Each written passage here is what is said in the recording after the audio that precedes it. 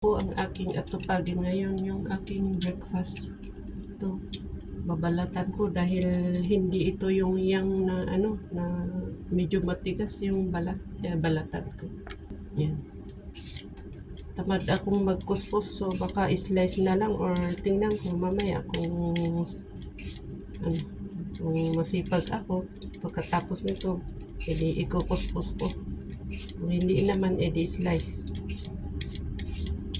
Pero mas maganda yung kinuskus kasi meron akong salmon. Ayan. Yan, nabalatan na. Slice ko na lang. Pagod akong magkuskus. Kikita ba? Wala akong paglagyan ng aking camera. Ganyan lang siya. Slice ko na maninipis. Ayan. Dahil meron kaming leftover na grilled na salmon, so gamitin ko naman ito. Pero kung wala naman ito, kahit ito lang, tapos lagyan ko ng konting mayonnaise para may magkalasa ng konti. Pero ngayon, ito lang ang lagyan ko ng mayonnaise.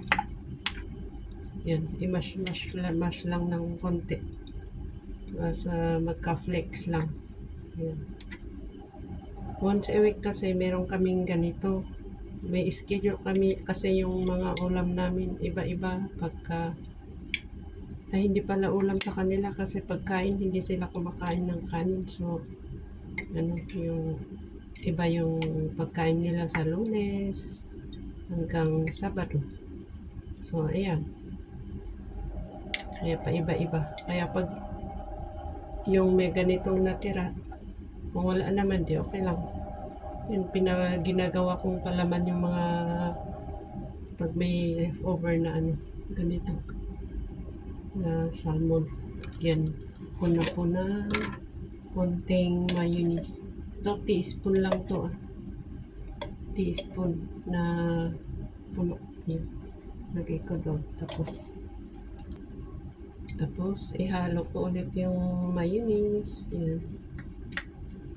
Depende sa inyo kung gusto nyo maraming mayonnaise. Kaya lang ayaw ko kasi sa palagay ko hindi naman maganda yung sobrang mayonnaise sa katawan. Ayan. So, para lang ma-hold niya yung ano, yung ipalaman natin para hindi mahulog. Ayan. Magdikit-dikit lang siya. Para sa akin lang. Ayan. Ayan. Tapos, ang tinapay ko ngayon ay sorry. Simple lang. Ayan. Kahit simpleng tinapay lang, nilagyan natin ng sustansya. Ginagawa ko sa ganito. Kasi kinakain ito, naglalaglagan yung ito. Kaya, ginagawa ko, ginaganon ko na lang. So, ganyan. Tapos, iganyan ko siya.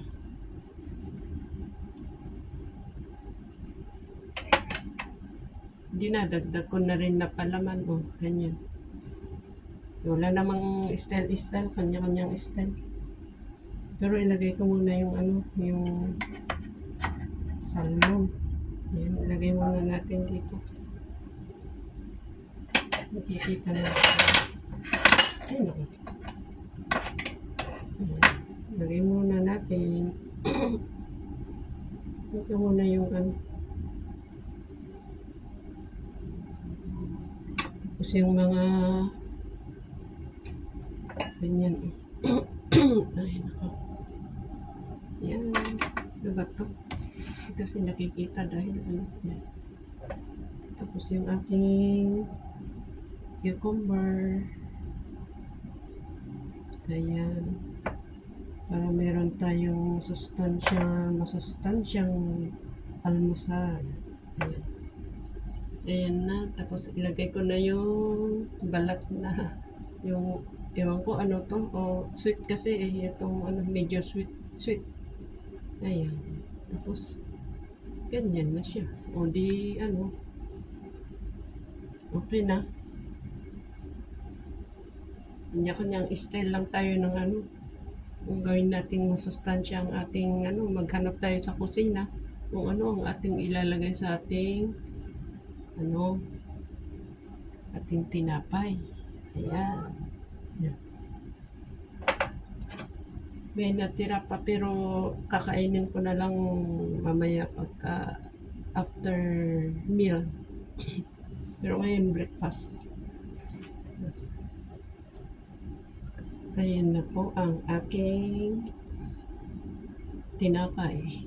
Almusal. Ayan. Hindi ko alam ano kayang i-caption ko dito. Hindi ko alam eh. Mamaya mag-isip ako. Kasi wala naman ito sa ano, sa gawa-gawa lang naman ito. Idea-ideas lang ba? No. Kain na po tayo. Mhm.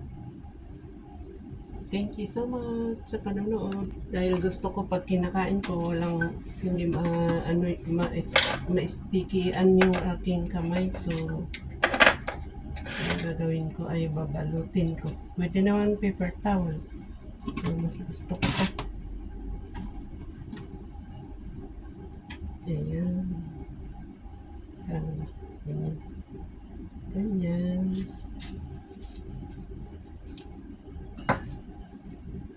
Ayan.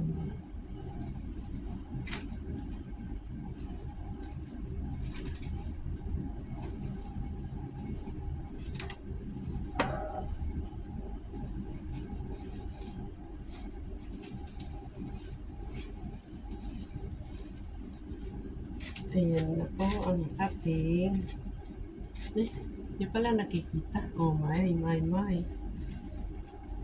Yan, binalot ko lang. Ayan. Para pag kinakain natin, hindi maanuhan yung ating kamay. Ganyan. Masarap.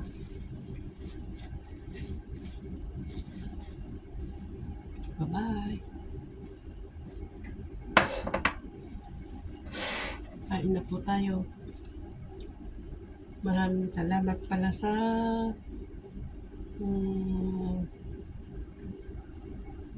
inyong mga support. Nako, 105 na tayo. Maraming salamat. At kahit ganitong, alam ko malalaki ang inyong mga